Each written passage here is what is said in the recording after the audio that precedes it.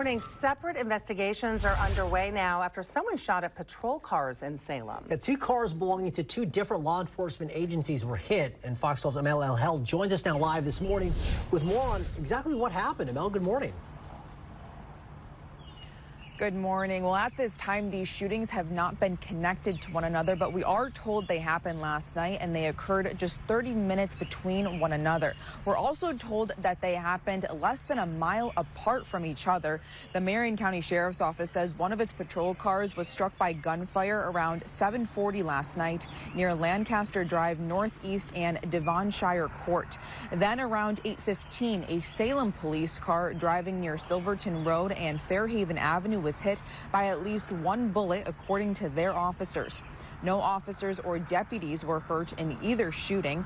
Again, investigators have not said if they believe the shootings are connected, and they have not provided a description of the shooter or shooters if they have one. The Salem Police Department says it anticipates an update sometime today, though we're not sure when we can expect an update from the Marion County Sheriff's Office. Reporting live, I'm Amel El. Good day, Oregon.